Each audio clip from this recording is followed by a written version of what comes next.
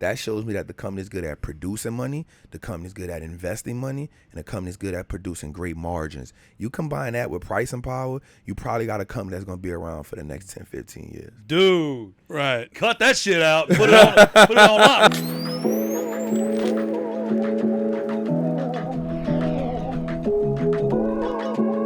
Welcome back to Real Investing, where we talk about real investing for the everyday investor. Tim Harridge with my buddy Ryan Harper. Ryan Harper right here. And my good friend Leon Howard. How y'all doing? What's Leon, good? we're just in here chopping Wait, it up. time out. You just went from regular voice to like, hey, I'm on camera, sexy voice. Nah, man, let's just be honest. What's your audience demographics? Is it all women? Nah, I'm actually 70-30 men, man. No, but that's really I good. attract more men on my channel, Yeah, too. 70-30. No, but to have 30%, like, I don't know if you've ever looked at YouTube, but it's like, especially for real estate, it's always like 98% men. Yeah, so I'm to like- have a 30% Yeah, women I'm demographic is 70-30. amazing. And it's growing. It's a huge. And we it's growing. huge. Very white voice. Yeah, we figured. Sorry, I didn't mean to derail right off the bat. Nah, it's good. So what we did, as we looked at analytics, we realized that there were more women that were interested in just seeking how to just generate more cash flow, create wealth, and not be so, I guess, left out of the financial loop. Yeah. You know what I'm saying? So they always look for somebody that can speak their language. It's I huge. think I've been pretty good at being able to speak the language for the everyday person. And that's why when I hear Tim, it's amazing because he high level, right? So he gives me that balance where when I listen to him talk, I'm like, oh, I got to up my game a little more. But it also helps me say, how can I take things that I hear from Tim that's so high level, and then my mind starts to decompartmentalize it, put it in different places, say, how can I now take that same information and how can I give it to someone at a we lower were just level? talking about this before we got on camera about the executioner aspect, about how all three of us are executioners. Yeah. And how so many people will analysis paralysis. Yeah. So the fact that you could take advice Yeah. and not necessarily put a spin on it, but let me Yeah. just try it. Let's try it out. Yeah. You know, I think I met Leon in Seattle at the Boardroom Mastermind for the first time, which that place is a freaking dump, but it was great to meet him there. The boardroom Yeah. or the Seattle? No, Seattle. I was gonna say. Whoa! I was like, shots fired, bro. But no, we're there, and they introduce Leon, and they give some of his backstory, which, as we always say, nobody really gives a shit. Yeah. But then I always judge a person by their eyes. And dude was just eyes wide open, but not, oh shit, this isn't my crew. It was more of a, like, sporadic bouncing around. You could just tell by people, like, he was soaking in everything he was hearing. Yeah. With an implementation plan behind it. Like, Yeah. okay, that guy said this, so I'm going to that, right? Like, and we were just talking about that, like, get shit done. Yeah. Like, and you said that's kind of your superpower. Why don't you talk about that, man? I think the biggest thing for me, because of just where I come from, so just born and raised in New Orleans, saw my mom get shot, was homeless for maybe like a year and a half of my life, between 13 and maybe almost 15, like maybe like 16 months. Then I went to prison when I was 16. So I always just felt like, I had to be the one to get it done in my life. You know what I'm saying? And so never depending on nobody, right? But in prison is when I learned about investing. This guy came to me and he told me, man, y'all just playing the wrong game. It was a white guy, man. And he was just like frustrated at like what he saw. When you say frustrated, like you specifically, or a whole demographic, or young so people, I was in solitary confinement. And so I was fighting an attempt murder on robbery charge, and he had a red and white man, which means he was on a felony offense.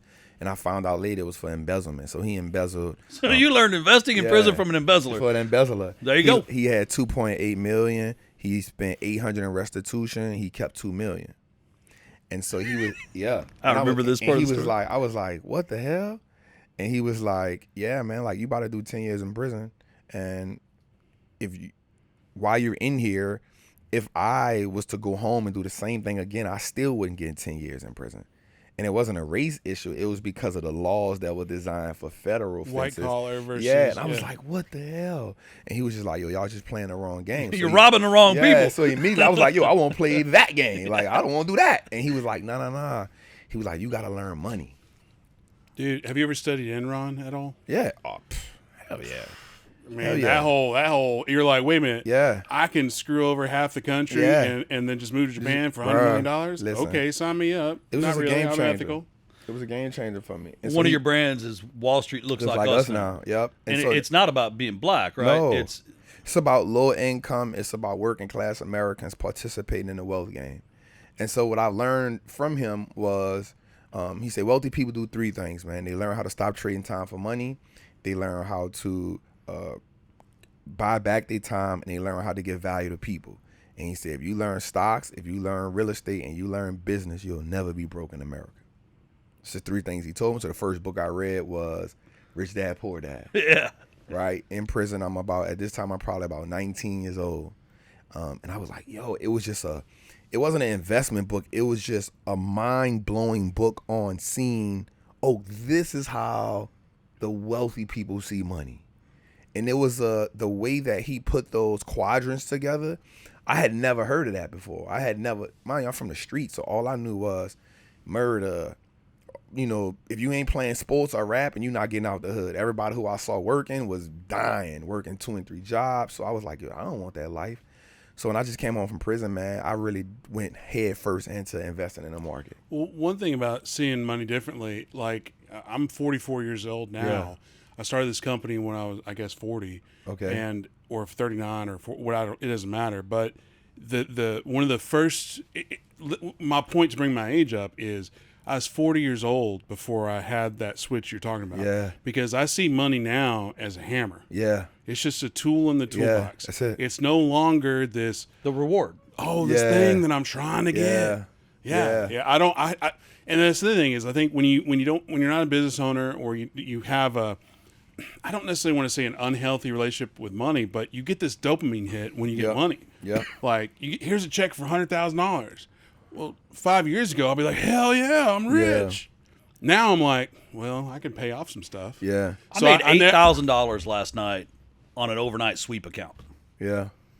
I mean, that's more than most people in America will make in 2 months worth of hard work. That's a fact. And I made that much last night on Yeah. an overnight sweep account. Yeah. But my point being is, it's like it's the hammer. And like what you were saying, the game. it's the It's reward. the game. You know, it's no longer the reward. It's just the tool to Yeah. get to the next Yeah. thing. That's what I look at it as. So for me, you know, when Tim asked about the company Wall Street looks like us now, when I look at America, I look at a place where you could do some things that you can't do anywhere else, right? And if you learn the game, then you have access to so many different things. And so for me, I looked at the stock market and said, this is the key for me. Because when I looked at the top 10, and this was the thing that really made my mind blow.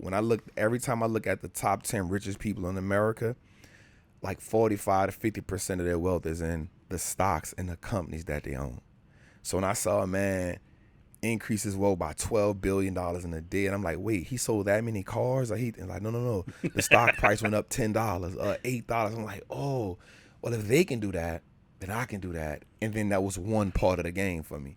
And so that was the initial part of the game, learning how money works, learning how ownership works, learning how equity works, learning how wealth builds and compounds. So once my mind shifted to that, the game just opened up in a completely different way. I know go for it. that's a great misunderstanding. You said he sold that many cars. Yeah. Because where we come from, because you Yep. grew up in the streets of New Orleans, I Yep. grew up in dirt roads of Texas. Yep. Not a whole lot different except for Yep. there's less people to shoot at. But the funny thing is you hear someone made money and you immediately think, what did they do to make it? That's a fact. Right? Not what did their assets Let's do do to make them money. 100%. So I love that little comparison of he sold that many cars. cars. No. His company went up in value. Yep. It's like, wait, but didn't he sell cars for that to happen? Yeah, Not necessarily. Yeah, not necessarily. Well, also the game aspect of it. I think it's too easy.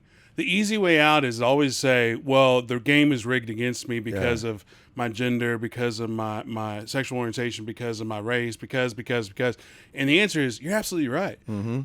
But you're also wrong. Because the game is rigged against anybody that's not on the other side. 100%. And that's what people fail to realize is like whether I'm white and male, I'm on your side too because I'm not on the wealthy, rich Uber side. Right, so you have to break through it. I think it's more important what he said is you learn the game, and That's if what I'm there's a saying. game that is rigged against you, which there are in America, you got to find a game that's not rigged against you. No, but I'm saying Yeah. the game is rigged against everybody Right. until you learn. Different games are rigged against different people, Yeah, and so find there's- the one that's not rigged. So there's different rules to the game for everyone. Think about, like, from my perspective, every school in my neighborhood is probably D class, right? So the average person drops out of school. The average black male in my community goes to prison or get killed before 21. That ain't the same demographic everywhere. So the game is rigged for everyone some way. Yeah. Right? But you have to figure out, how do you get in the game? So a wise man once said, even a rigged game is fun to play. Right? And so for me, I realized, okay, I could complain about the things that are going my way, that aren't my way, but that won't get me nowhere. Yeah. Or I can look at the game and say, where's my angle? Where's my angle? And once I figured out where my angle was, it was no longer time for me to complain. Let me focus on the angle and get in the game. And that angle originally was the stock market. it stocks or was it options? So it started with the stock market, just learning how to buy and own great companies. Okay. Right. I took the Warren Buffett approach because that was the first person that I was like, Where did you hear about Warren Buffett? It wasn't in Rich prison. Dad Poor Dad. It was in prison. So I started watching CNBC in prison.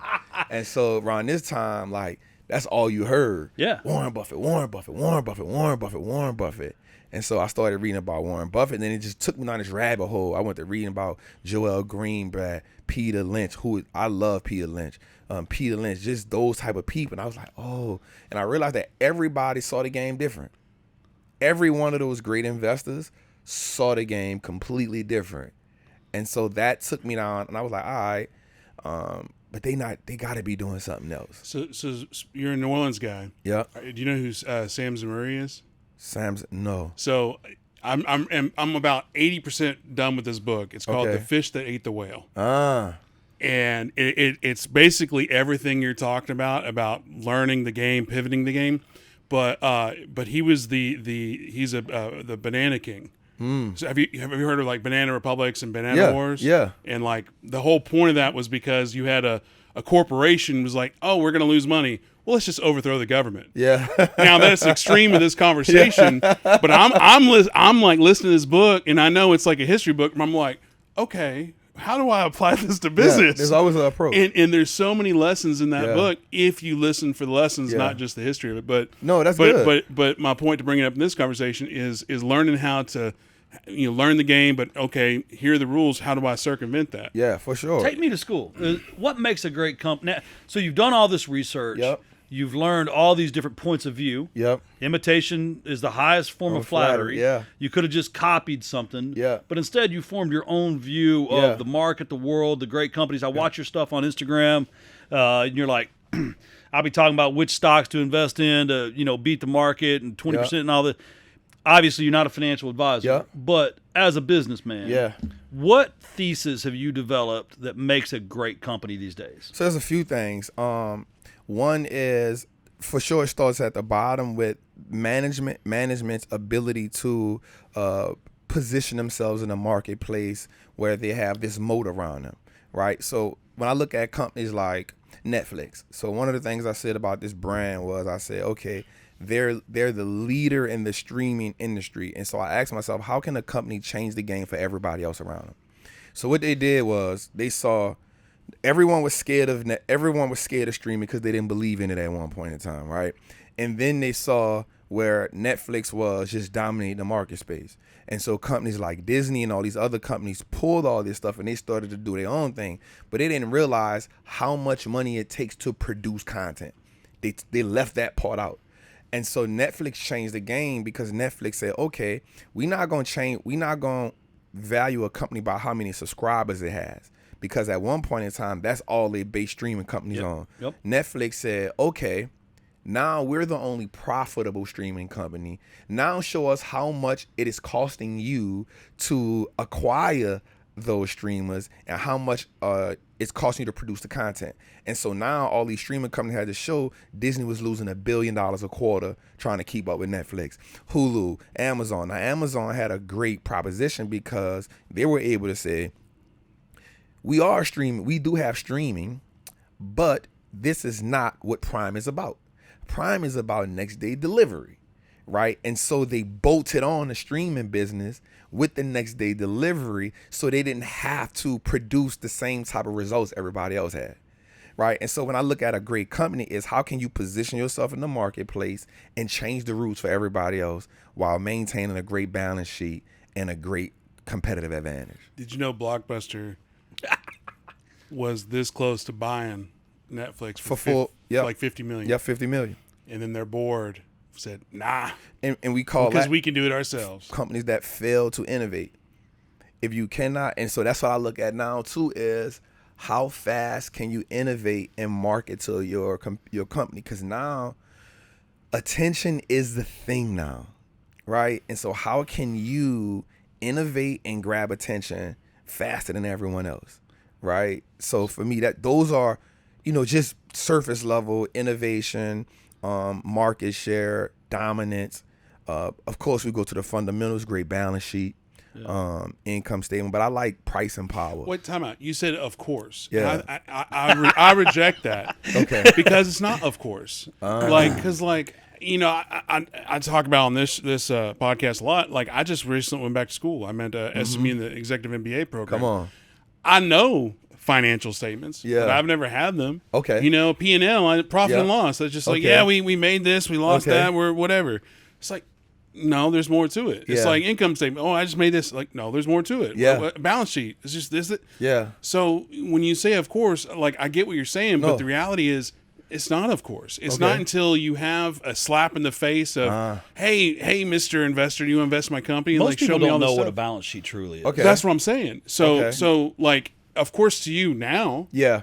But I get it. But not necessarily to, because this thing is like, through this journey of this podcast and my education and just trying to get out of the real estate bubble, and I talk about that a lot, about how when you're in real estate investing, you're in this little bubble and you don't really look at continuing education. You don't look at chamber events. You just look at our masterminds, our networking, and the next deal. Mm-hmm. But the reality is outside the bubble, there's this other world where it's like, hey, are you doing cash accounting or accrual accounting? Yeah. Huh? What do you mean? Yeah. Well, do you want to exit? Exit from what? Yeah. So people aren't necessarily building businesses. They're just building the next house. So I had to learn If that that makes too. sense. No, Sorry I had for to my learn that. One of the great things about the stock market was I didn't realize this till maybe 2 years ago that I actually could build my business on the same principles. I didn't realize it. So we'll go a little further. So a great company has pricing power, right? So pricing power is the ability to increase the prices of your products and not lose a consumer.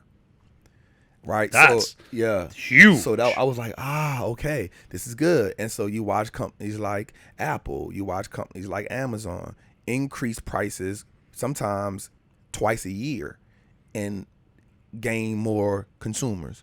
For me, another thing is a company that has great net margins, right? And so that is when the company brings in revenue, how much of that revenue transitions into profit. So for me, I like a company that can have anywhere between 15% net margins or more. That means 15% of every dollar is coming back in profit. So those are the things that show me that this company is a great company. Another thing is return on invested capital, right? How can a company take capital, put it out into the marketplace and get a great return on it? For me, anything more than 15. That shows me that the company is good at producing money, the company is good at investing money, and the company is good at producing great margins. You combine that with pricing power, you probably got a company that's going to be around for the next 10, 15 years. Dude. Right. Cut that shit out. Put it online, right? Because, but no, it's like it's every principle in business boiled down into a very simple statement, Leon. I mean, you just said, do your customers like your product enough that you can change it, you can raise the price if you need to? Yep.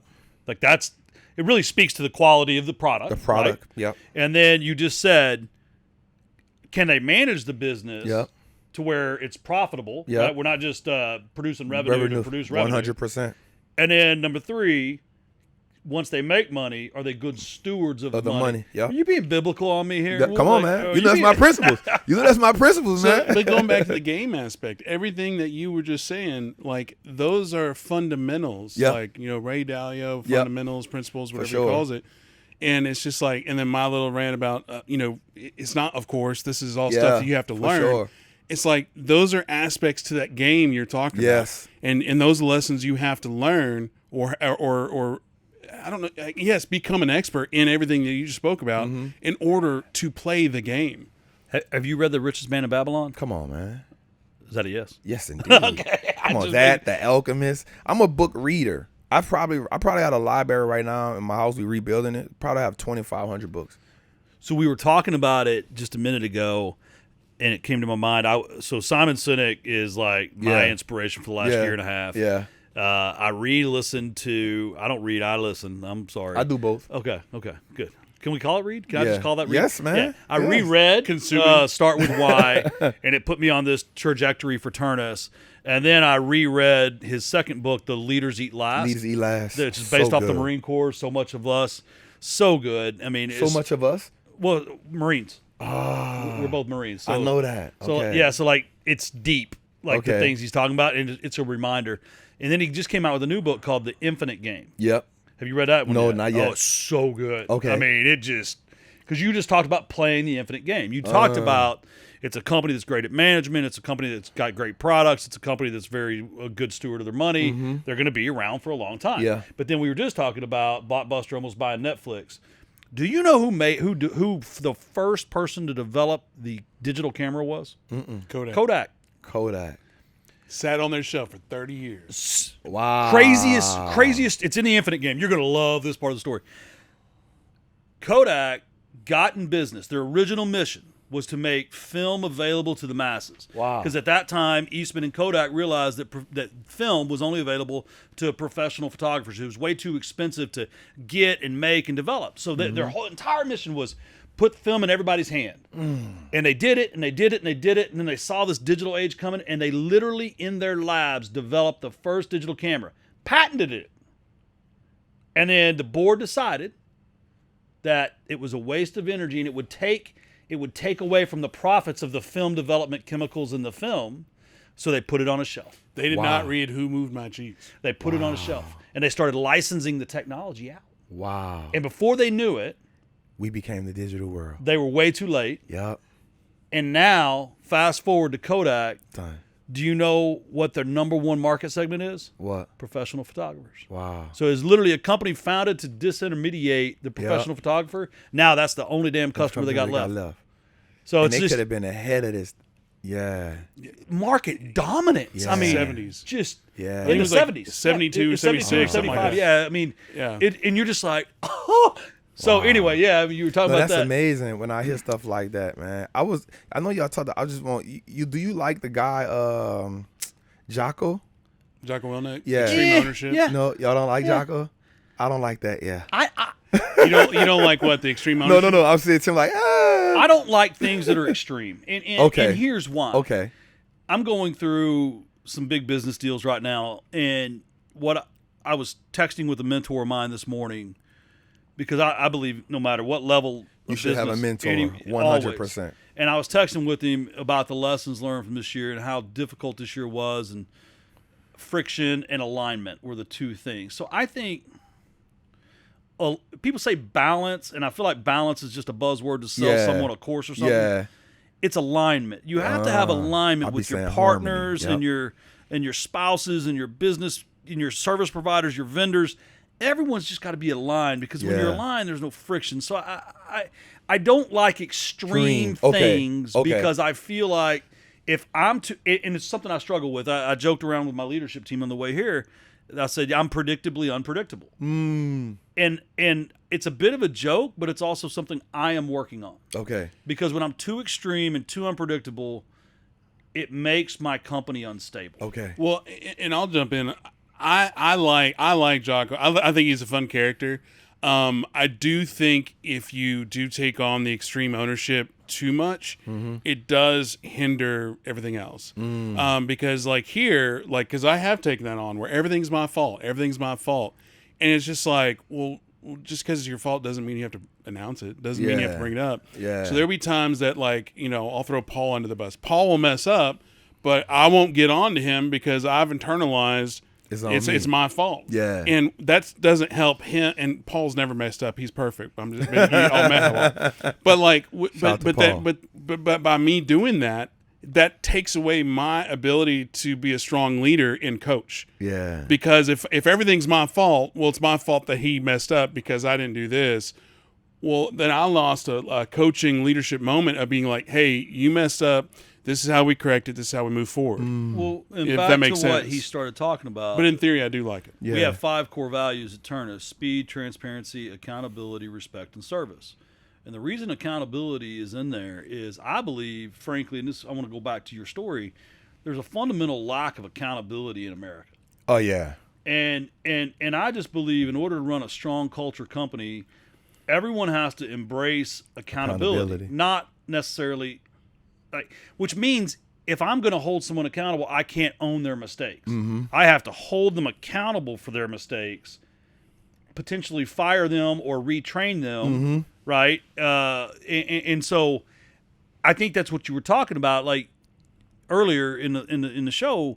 We can't just sit around and accept all absolution of our role in our circumstances in every day, right? Yeah. So I think extreme accountability is something I could definitely get behind, but I don't think you can own every layer of everything. And it's funny you say it because I've been the past couple of years on extreme ownership. Even when I was just talking about how I can't be doing that, the word accountable didn't even enter my brain. I was like, oh yeah, that's the word. Yeah. I should not be going, oh yeah, that's the word. That should be the first word as a leader or a coach or business owner. Accountability, because you can't grow as a company by yourself. You have to have a strong team. For me, that has been a big thing for me on a journey. It is accountability. The biggest thing I had to learn was empathy. Ooh. And the reason why I had to learn empathy was because my upbringing and because my life was so harsh, and because I wore it almost as a badge of honor not to cry about nothing. I wore it as a badge of honor to be like, yo, it's life that happens. You got to keep going. But I realized that everybody isn't wired that way. And so it became hard for me in my company because I didn't have empathy for a long time, right? Not sympathy, but empathy. Understanding that life happens, and everybody isn't emotionally wired the same way. Like, I use my past to just callous me and keep going. You're not a father yet, are you? I am. Are you? That's what gave me great. That's where the empathy come from, because I had to look at my daughter, and I started having to have more emotion. I went through life with no emotions for a long period of time because I felt like this is gonna happen. There's nothing you could do about it. Keep driving, and then my daughter actually made me start being like, wait, hold up. You can't deal with that. And so that translated into my business, to me starting having empathy, not sympathy. We still got to get things done. One of the things in my business that we say is mistakes are inevitable, but growth is non-negotiable. Amen. That's a saying for my life. You got to stand on that. It's a great point, too, because everyone's past is different. And I always say it is hard for me to accept anyone that is upset waking up in this great country with all the opportunity we have. Yeah. You know, it's like, dude, like, I get it. And it's been really hard for me and my kids because my time overseas and some of the stuff we did, you just get exposed to people that are having their worst day, and their worst day is really bad. And so I've gone through phases as a man where I have very little empathy for anyone that's going through something or struggling. And I agree with you. It's actually something I have to work more on, and I try to be conscious about it, because my perspective of, look, man, nobody blew up today. Nobody's shooting at you. You're good. You know, there's no bombs coming in. There's no mortar warning. No sniper fire. Calm down. It's not applicable to these people, and it actually makes me a bad leader if I expect them to envision the world through my lens. Well, it's also to that point, in the less extreme, hey, this household makes $40,000 a year.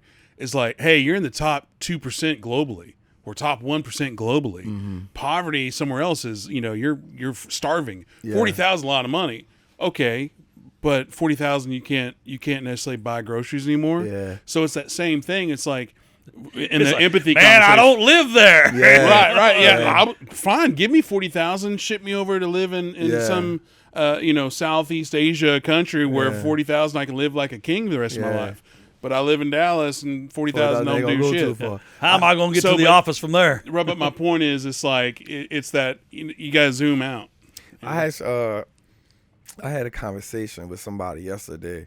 I was telling about my tax bill that I got this year, and I was like, man, I said business is the greatest game in the world, right? I said, I'm so excited I have the privilege to go through the hard lessons that I learned, because these are the lessons you don't get from a book. And I said, and here's the bright side of it. And so the person was like, man, you gotta give Uncle Sam all that money, man. That ain't right. I said, think about this. When's the last, and this is my exact words, when's the last time you wake up in the morning and you feared that a bomb was gonna get dropped on your house?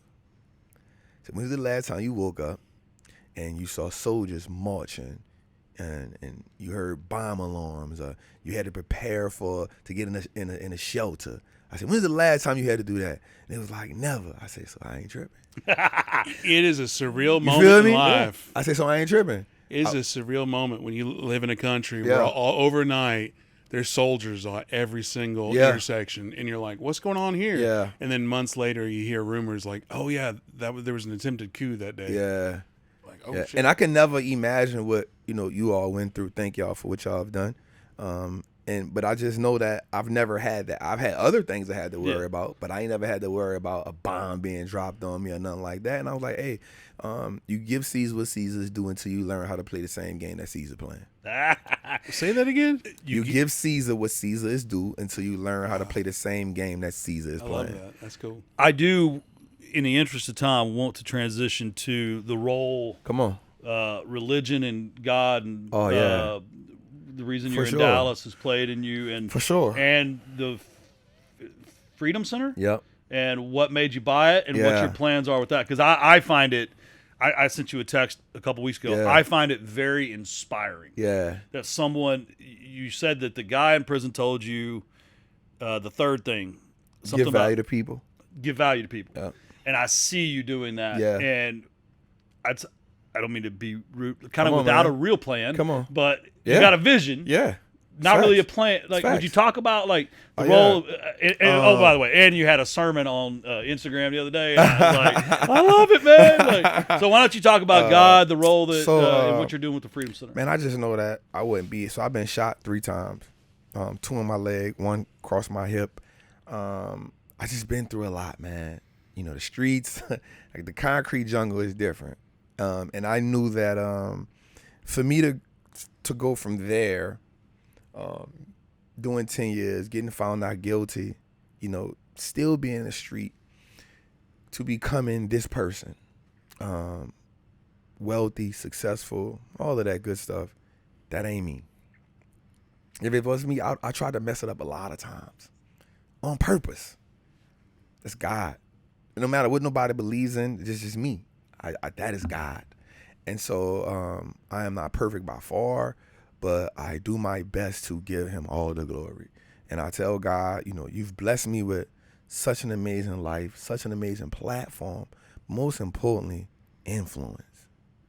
And I don't want that influence to be me. I want the influence to be you. Right? And so I keep God at the forefront, and I'm here in Dallas to go to church. I come out here once a month just to feed my spirit, man. Because being a successful man, with the access to wealth that I have, life can be so full of temptation. We are walking flesh, and the more you feed it, the more it wants. And so every day I try my best to starve it and feed my spirit. And so that has been the root. That has been the catalyst for this part of my life. And then with the Freedom Center, I purchased that, and you're right, Tim. I had a vision, but not a plan. And the goal was to create a media company, which I had already been doing, but that can give more highlight to the African American exposure to wealth. So when we look at shows like, when I grew up, we had shows like A Different World. We had shows that highlighted Black parenthood, not always being like drug addicts, not always being criminals. Yeah. And I felt like, yo, we don't have that no more. Right. And so because representation and imagery is everything, the media controls everything. And if we have nothing to look at that represents us, then we have nothing to look forward to. Right. And so my goal is to be a voice, because people see me on my show and they relate to it. And I don't hide from what I've been through, but I highlight where I'm going. And I want to create things and shows that represent that we all can make it. Because what happens is when you come from where I come from, you start to just have this bad taste in your mouth about white people in America. Yeah. And if you don't get shown otherwise, you'll die with that. People like you, people like John, like people in Ballroom, like, I'll rock with y'all, right? And so I told Eddie this when we was in wherever we was at last. I'm having a brain for San Diego. And I said, man, you know, Ballroom is phenomenal, not just because of the information. It changed my entire perspective on white men in America. Because now I get to be around white men in America that are really accomplishing some dope stuff. And at one point in my life, I felt like it was just their game. And they wouldn't give me information. And so I used to go in certain rooms with this chip on my shoulder, like, man, I got to show them I know how to do this and show them how I know how to do that. But like you said, my first time in Ballroom, I was just like, oh, shit. Because they didn't care. It was, here's the information, here's how I help, and if you can add value, that's cool to me too. Yeah. And so that was such a like epiphany for me. And then again, bro, just to hear you talk, to hear John talk, it's mind blowing because it doesn't lose me. Gafford? Yeah. Yeah, we were talking yesterday. He said you were about to be on his show. Yeah, it doesn't lose me.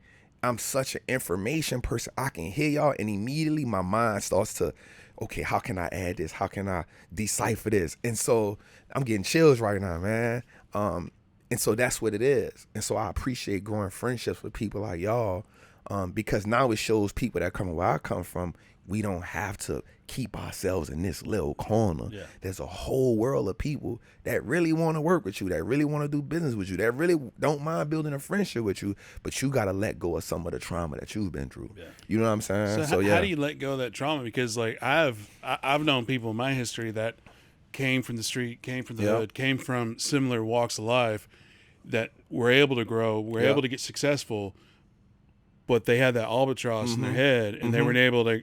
They're still stuck there. So it's almost like even though they've achieved physical freedoms, mentally they're still in prison. It's a journey, man. It's a journey. You have to. So one, therapy is something I go through too, and I talk to my therapist about it. But it's me too. Yeah, man. But it's also one of the things the streets has taught me was I can feel a person's presence. Right, I can be around a person and tell if they on some BS, and I can tell if they just got good energy and won't see me grow and so that's what I gravitate to. So before, it's sitting in a room full of white males, and initially it's who trying to get over on me. Right, I'm a young black man, I got a whole ton of money. Who trying to get in my pocket? Right, so now I'm defensive about everything. But if I go in a room and I'm like, okay, how can I help people in this room? It changes my energy. Feel me? How can I add value to this room? Because it takes me off the defensive and it makes me play offense. And now when I'm playing offense, I'm genuinely just trying to give information in the room, but then I also see people genuinely returning the same energy. Well, coming on the energy conversation, it's like if you had never brought up your history, hey, prison, shot, Yep. this, that, the other. Yeah. You know, I think I see on Instagram you're all tatted up. But Yeah. now you're not. But you come to this like with just a fun, smiling, you're having a good time. I would never in 1,000 years ever go, that guy? Yeah. That guy has all that trauma. Yeah. I would be like, oh, he's middle America, upper America. It's like, And you know, you just don't a know nice, this lovely about guy. me, but I actually, one of the reasons I consume your content is I've been that guy that rejected trends in my investment portfolios, and I try not to be that guy. And it's funny, even as recently as last week, so the Tyson Jake Paul fight was on Netflix Stream Live, and it was horrible. Yeah. And my son's in it. We got the iPad, the iPhone, Yeah. and the can't get any of them to stream. Yeah. Like you're buffering on this one, and Yeah. then you're watching this one, and then you're Yeah. buffering on this one, and watching this one. And then they did the same thing with football, and it was problems. People are bitching and moaning about it, and I was really down on Netflix. But then you had this post Yeah. about they had football, then Yeah. some concert in Yeah. between, and Yeah. then another football Yeah. game. Yeah. And I want to compliment you because you made me see Netflix through your eyes. And I thought, As an investor?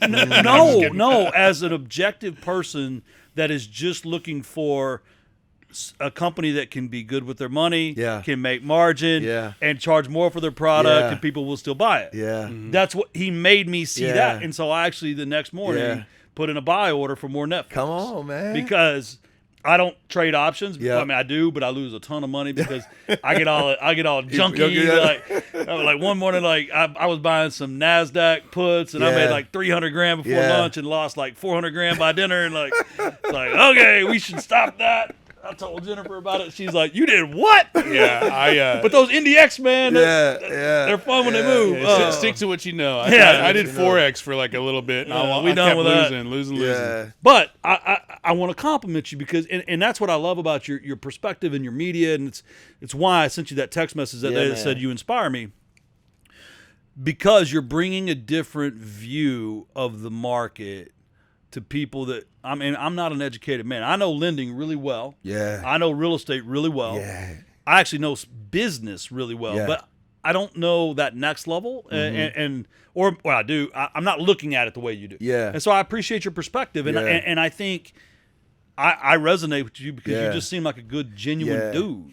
And it's because again, therapy has been great, but most so, man, it's praying so much, bro, and asking God to be surgical with my heart and my spirit.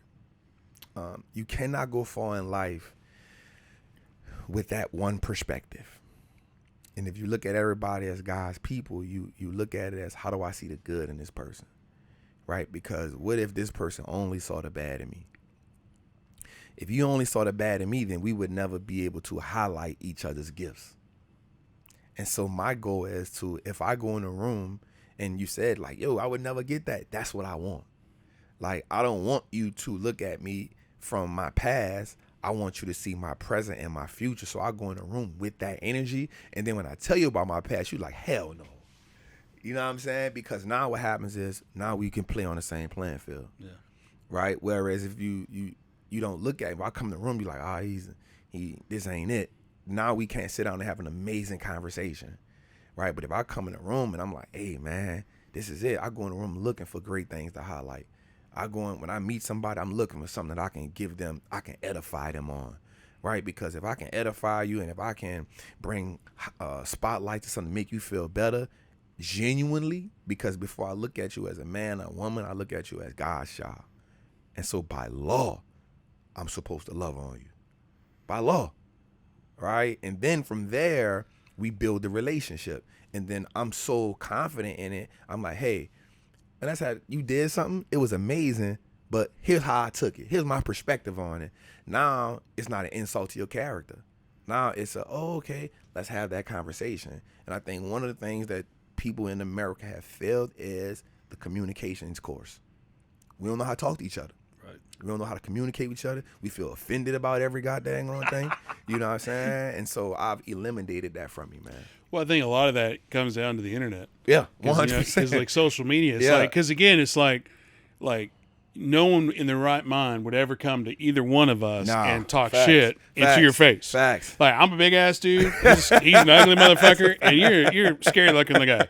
Like, no offense to either. I'm just being stupid. No, but I'm just saying It's is like It's no probably the one beard would for ever do sure. that because it's like 30 years ago you either get hit in the face or You shot get punched in the face for sure. very quickly. For sure. But because the internet, people are like, Yeah. and now Well, people and that's translated over into real life. Yeah. But also because of the internet, I've only spent probably 8 to 10 hours in a room with Leon since I met him 8 months ago. Yeah. But I feel like I've really gotten to know him. Well, And the benefits far outweigh. Yeah. Your energy, it comes through in your content too, Yeah, man. right? Like it's. He was telling this story. He went to the Olympics, and I was like living the Olympics through Leon this summer. I mean, it was just. I don't know. We're going to run out of time. The Freedom Center. Yeah. When's it open? What's it doing? How do people? Yeah. Like. So we are in the process. We just moved in it. Actually, today. We had to get out by the 31st. Thank y'all for moving him. Yeah. So we moved in the Freedom Center today. And the next goal now is we're going to do some interior design, make it my own. So we should probably be finished by April, where it's running the way I want it to run. And so I'm so excited about that. That's chapter of what is the Freedom Center? So the Freedom Center is 50,000 square feet. Here in Dallas? No, it's in Atlanta. Okay. Commercial property. Commercial on property. how many was 5 acres? So it's 4.1 acres of land. I'm rounding up for you. Yeah, I appreciate that, Tim. I appreciate that. Speaking more into 4.1 acres of land, 206,000 square feet. It's broken down into 2 buildings. One building will host all of my day-to-day activities. But it also has a sanctuary that's holds 1,000 people. And then we're going to have about 5 or 6 different media rooms in there. And then we have a child learning center in there where we're going to teach them financial literacy. We're going to teach them entrepreneurship, and we're going to teach them how to create content. Because I understand that we are now living in, if you ask a child right now, under the age of 16, what they want to be, 72% of them will say, I want to be a YouTuber. I want to be on TikTok. This is real. So we want to teach them how to do that, but then also give wealth access to that lower middle working class group of people, no matter what your race is, because poverty don't care what color you is, neither does wealth. Only thing the wealth game wants to know is, can you play the game? So it sounds like education is huge for you. I love it, because that's truly the cheat code to the game. Education. So I've got 2 guys I need to introduce you to. Okay. Jim Keys. Okay. Who, oddly enough, used to be the CEO of Blockbuster. Come on. And he had a book, Education is Freedom. So that's his big thing now is education. Oh, wow. And then DOC. Do you know DOC? The rapper? Yeah. I know of him because I grew up listening to him. Okay. Well, so he's a friend of mine, and he's real big on education as well. For sure. So I think the 2 of those introduced to your network For could, sure. especially at least worth a lunch. For sure. Can you do me a favor? Whatever you need. Can there be a library in this place? Yeah, that's for sure. What you got, Tim? I just like libraries, man. for sure. Like, No. I mean, We definitely gonna have a library like right now. audio that's the show. books and We it's definitely gonna have a library. books. So when I got out of the Marine Corps in late 2000, early 2001, Wow. my gunnery sergeant gave me Rich Dad Poor Dad. Come on. And I mean, you got to understand, like, same thing, Keep going. Poor family from East Texas, divorces and all that stuff. But, that book opened my eyes. Yeah. And then Richest Man in Babylon Yes. opened my eyes. Yes. And I mean, you see me in these rooms, I'm just so grateful Yeah. that I was able to achieve what I've achieved to date, and that I have all these other big visions when I'm not the normal in my family. For sure. And you're going to be at the boardroom in Yep. Dallas in February, Yep. and Kent told us Ed Milet speaking. Yeah.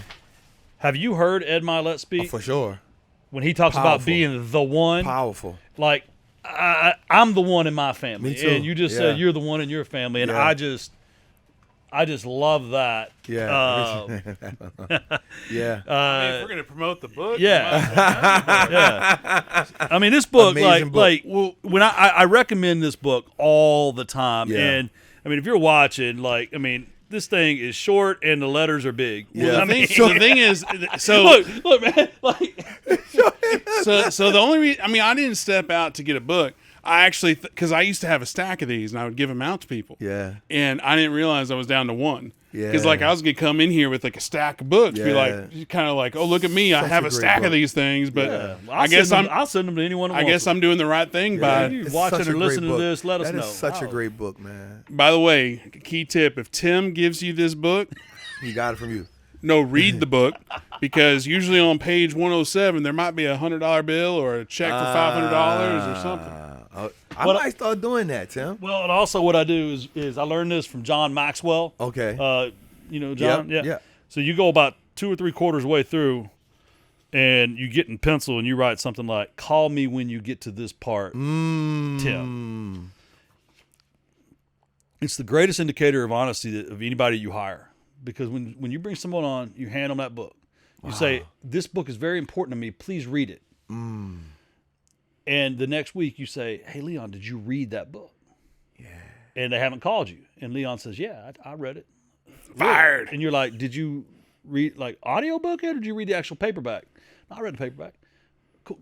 I need it back because I was just loaning that to you. So if you're done reading it, go ahead and give it back. And then they give it back. And the point is, you don't have to fire that person, but you know you can't trust them. That's good. You know they are willing to lie about something you said was important to you. It doesn't mean they're going to fail their business. It doesn't mean they're going to fail in their job role. But when you go to consider maybe putting that person as a leader in your company or as an assistant in your like, So to That's Tim's, good.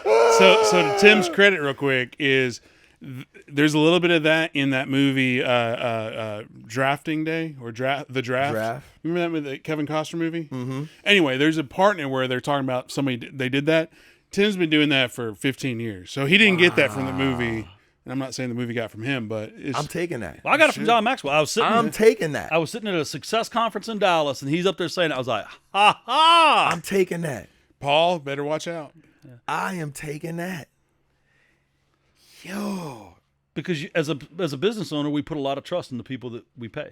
We put a lot of trust in the people that we pay. I mean, today you moved into the Freedom Center, and you're not there to supervise it. You're trusting those people. I'm trusting them. And they got paid today, probably. Yep. It's the end of the month. You Yep. know?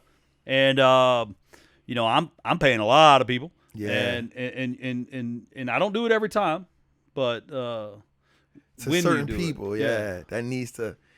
Thank you for that.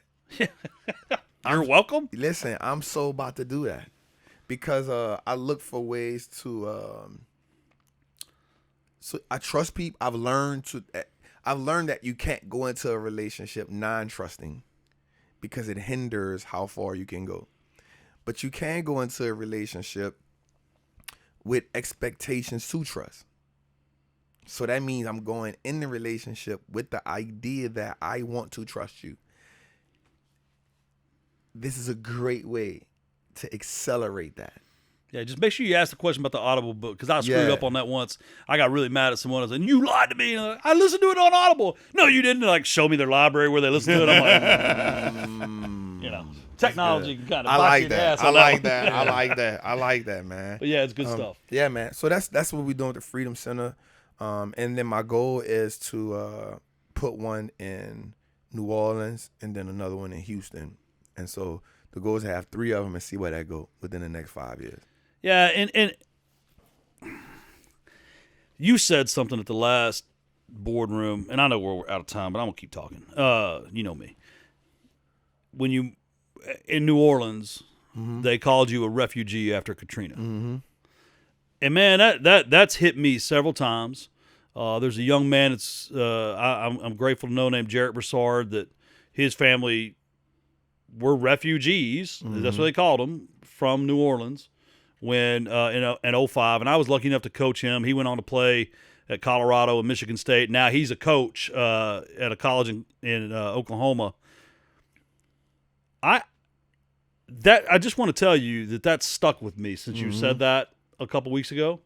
And if there's stuff we can do to help that New Orleans,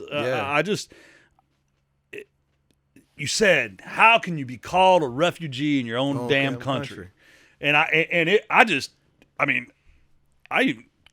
went back to the room and told Jennifer, I was like, man, Leon just said that. Can you imagine how that felt? Yeah. Like, I mean, that's the thing is like, I actually very empathetically felt that pain that it must have been to be a young man, a kid, being told you're a refugee in your own damn country. Well, I think that kind of commentary, it's and I'm not gonna even try to get political, but the fact that our country spends billions and billions and billions and billions on efforts like Ukraine or Israel or Gaza or whatever, right, wrong, it's not the point of the conversation. The point of the conversation is you've got people like North Carolina where floods, hurricanes, New Orleans, et cetera, et cetera, et cetera. It's Michigan like with the water, and they get like a couple $100. Yeah, it's like, what are we doing here? Man, It's like, be stewards of your own backyard. that is. I guess I brought that up to just say,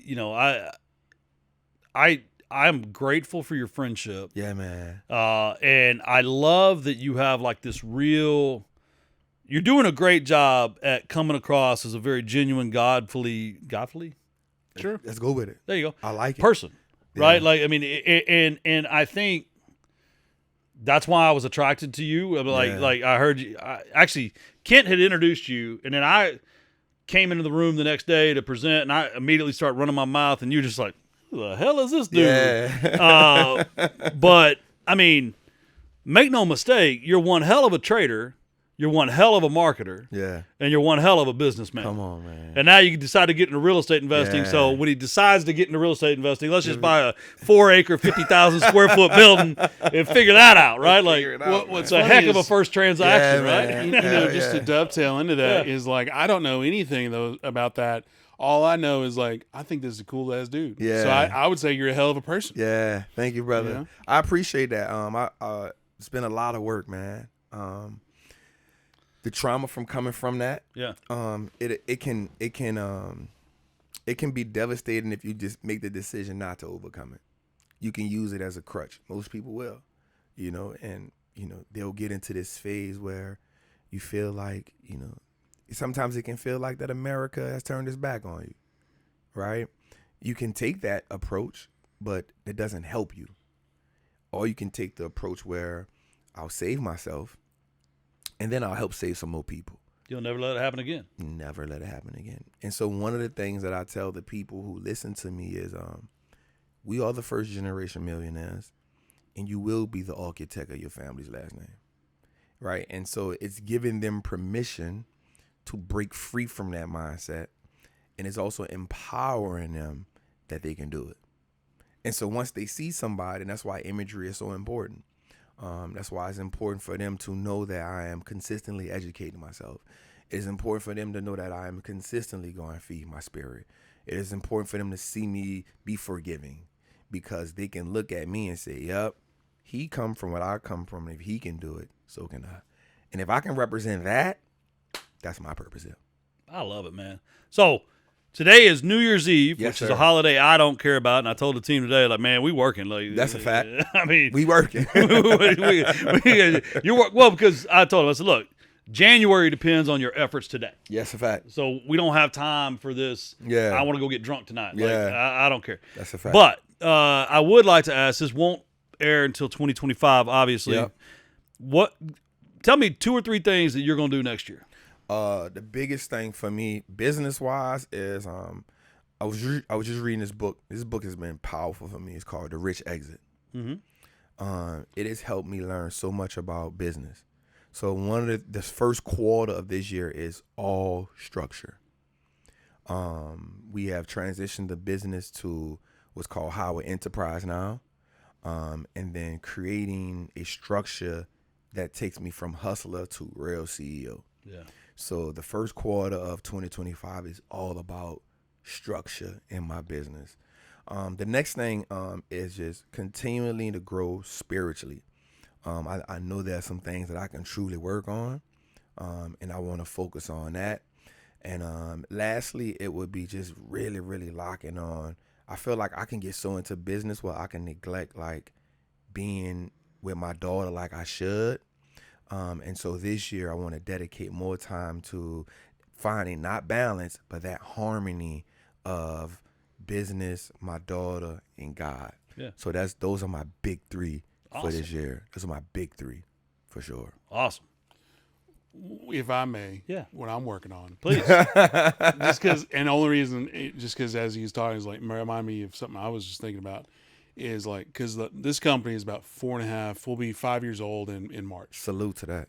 Which 92% never hit it. I'm about to tell you. I know, but so that right there is a huge feat. But I started thinking, I was like, okay, 2020 to 2023 was making a lot of mistakes and just trying to figure it out, And in 2024 for me was, so 2020, the first 3 years were knowing I'm making mistakes, but still just trucking along. 24 was, identifying those mistakes and figuring out how to fix those mistakes. And for me, 25 is Implementation on what all you've the learned. lessons from 24. That's good. So, That's good. Not to take away. That's I good. just wanted to join the conversation. And that's really what I'm doing. So I've learned a lot as I've transitioned, especially just from being in Ballroom, learning a lot, hearing so many great business minds.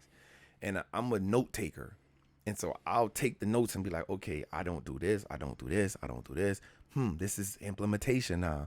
And so that's what this year is about, the structure and adding those notes saying, yep, this is all I'm focusing on for the first 90 days. Don't bring me nothing. Don't bring me. This all we focusing on. So really getting locked into that. Yeah, I've got this tool that I give people. It's called the goal wheel. And you start at the center 3 years out, and you pick 4 things. And then you break those 3-year targets, because that's the target, into each one breaks down into 2 2-year targets. So now you have 8. And then each one of those breaks down into 2 1-year targets. So you end up having 16 1-year targets in order to drive you towards the goal. And then that may sound like a lot, but then we take those 16, and for every 1-year goal, you end up having 4. For every 3-year goal, you have 4 1-year targets, and they go in the center of the next page, and you end up breaking those down into 32 4-month tasks. Come on. The thing about it is, where I find it most beneficial, and I tell everyone that I work with, is you're going to have a lot of overlap. And then you start color coding it, and you start finding out in reality what is that thing or 2 that is really going to push me towards where I want to be. Because oftentimes people say, I just need to increase revenue. It's like, no. You need to, it may be you need to decrease expenses, and you're just feeling like you need to increase revenue because you're spending too much damn money. Yeah. Right? And so That's facts. like when you start boiling it down that way, then you find alignment. And once you find alignment, I told you that's my big theme. So good. You're like, wait a second, I thought I needed to do this, but really this moves all the needles in my life. And so for me, I can just tell you right now, I mean, my biggest focus next year is my personal health. Yeah. I let myself get really unhealthy this year. Okay. Then you lose weight, right? Yeah, I've lost some, but that's just because I got bigger than I ever have been in my life. My relationship with my wife. Yeah. I'm one of those, just like a lot of listeners, right, man? I get all in on something and I start neglecting things. Yep. And we're going to travel more, and we're going to just, so good. date nights and stuff like that. Really be focused in on that. Obviously, my business, Ternus, is we just finished. Well, I got an email this morning from the payroll thing saying that I have a 1-year anniversary next week at the company. January 5th is when we started it this year. So, we're going into year 2, and we've got huge plans for what we're doing. And that's it. And then the last is along the lines of what you said, as a father, right? Yeah. I mean, my oldest son is now done with college, and he's about to be a professional pilot. So he's kind of like he left the nest, and now he's kind of like getting wings and about to fly off. Yeah. Literally. But then my little one is 15, and I'm starting to see like the girls are more important than hanging out with dad hunting, right? Like this weekend. I mean, this weekend. I mean, I can see Tim just like, oh, dude, I almost cried yesterday or Sunday.